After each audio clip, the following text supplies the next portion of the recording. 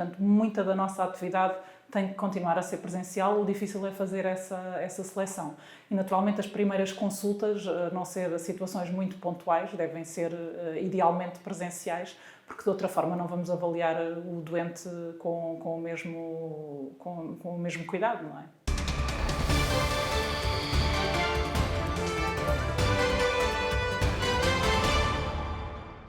O regresso à normalidade é relativo. Nós tivemos uma fase ligeira de acalmia durante o verão, que retomámos as consultas presenciais. Tentamos gerir um bocadinho a sala de espera e ter um bocadinho, não acumular doentes e tentar não estar, no fundo, em sobrelotação.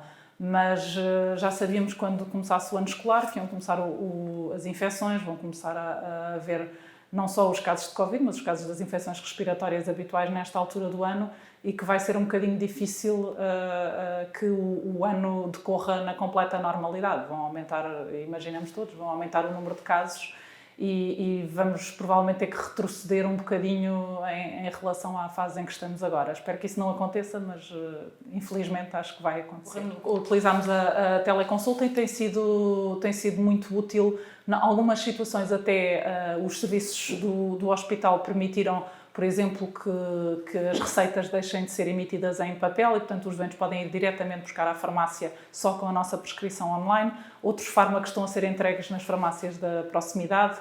Isso é uma situação que até era desejável que continuasse depois desta fase, que é muito mais cómodo para o doente. Nós registamos quando fazemos a prescrição, portanto, também um bocadinho para ter a noção, quer que o doente pediu medicação, quer que ela está a ser cedida, e vamos vendo pequenos entraves cá nestes procedimentos e como é que podemos agilizar esta situação. Portanto, isso foi uma adaptação que tivemos que ter, que foi até positiva. Claro que outras situações são sempre complexas de gerir e vamos ter que nos ir adaptando. O problema principal prende-se com a observação que nunca é igual, quer seja feita por teleconsulta com ou sem imagem. Algumas coisas vão ter que continuar a ser feitas de forma presencial para minimizar os riscos para a saúde das crianças e dos adolescentes, e mesmo os ensinos, por exemplo, na área da hemofilia, muitas crianças e muitos pais estão a aprender a fazer a infusão de fator e isso tem que ser feito de forma presencial com o apoio das senhoras enfermeiras. Nós temos a noção, apesar de trabalharmos na unidade de hematologia, todas as colegas que trabalham na unidade fazem urgência. E temos a noção de que têm aparecido crianças com doenças numa fase, com complicações que não estávamos habituados a ver e, portanto, com instabilidade que não estávamos habituados a ver. Numa fase muito inicial, acho que houve muito medo de recorrer aos serviços hospitalares, por medo do contágio dentro das instituições.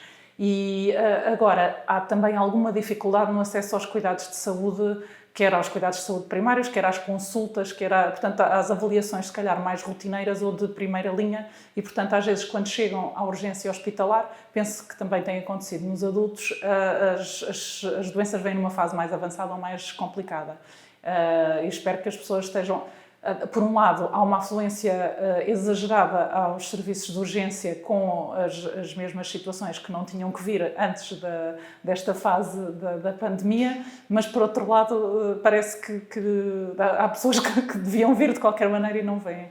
E isto tem sido... Acho que a população tem que estar muito alerta e falta aqui muita educação para a saúde. Eu acho que isto é uma coisa que era importante, quer através da comunicação social, quer na escola, nas disciplinas de cidadania. Isto é uma coisa que se aprende desde cedo. O que é que são motivos de utilizar uma urgência hospitalar? O que é que pode esperar? O que é que não pode esperar? Assim como o que é que são sinais de alarme de doença. Isto é o que nós explicamos aos pais quando vêm à urgência, o que é que os deve fazer regressar, etc. E são coisas que devem ficar incutidas na população, adaptadas aos vários grupos etários, desde muito cedo. E claro que a literacia não é igual na população toda, mas existem formas de chegar às várias camadas da população com, enfim, informação concisa e útil. E acho que isto poderia ajudar muito a gerir quer os recursos, não é, que são finitos, e os cuidados serem mais bem prestados, porque por muito... Se temos 50 doentes para ver, não é? Um que está mesmo muito doente dilui-se ali no meio. A outra situação que é um pouco, acho que perturbadora, e de certeza que estamos todos a pensar nisso, quem tem filhos pensa nisso e nós que vemos aqui crianças pensamos nisso. Agora, cada vez que alguém tiver um pico de febre ou tiver tosse, vai repetir um teste de Covid. Quer dizer, quantas vezes é lícito fazer isto? Que medidas é que podem ser tomadas para minimizar a propagação e para proteger quer as crianças, quer os funcionários das escolas, quer as famílias, não é? Desde o início da pandemia que há circuitos separados para os doentes com sintomas ou sinais de risco e, portanto, que à partida estão separados dos outros doentes e os profissionais também. E depois, o problema é só quando a afluência ultrapassar o que os médicos, os enfermeiros, os auxiliares conseguem gerir. Mas, portanto, os circuitos estão separados, tenta-se ter o apoio dos cuidados de saúde primários para uma grande parte desta situação. A articulação nem sempre é fácil, mas eles fazem um trabalho enorme e muito meritório e não tem sido muito fácil. E depois tem a ver com a exaustão da capacidade de internamento, que já numa altura normal de gripe e de infecções respiratórias é atingida muito precocemente. Se realmente houver casos mais complicados, que não tem sido assim na pediatria, mas nos adultos será com certeza, qual é que é o limite de camas, não é? que temos para tratar os doentes. Nós temos tido até agora alguns doentes com infecção adquirida na comunidade, não tanto doentes com hemofilia, não me recordo de nenhum, mas com outras anemias hereditárias, e a evolução tem sido favorável, como as outras crianças. Portanto, os cuidados, por exemplo, aqui onde estamos do hospital-dia, são situações que estão pré-programadas, também tem uma lotação fixa e, claro, que se é uma criança que está com febre não pode vir, é encaminhada para o serviço de urgência, onde fará o seu tratamento ou muda-se o dia, enfim, conforme seja possível gerir. Mas, desse ponto de vista, não tem havido alterações. Portanto, as crianças que estão em profilaxia no hospital de dia continuam, os que fazem transfusões regulares em hospital de dia continuam. Tem-se tentado só não sobrepor para não aumentar o número de pessoas numa sala, até porque as crianças são geralmente acompanhadas por um adulto e a sala tem uma dimensão relativamente pequena.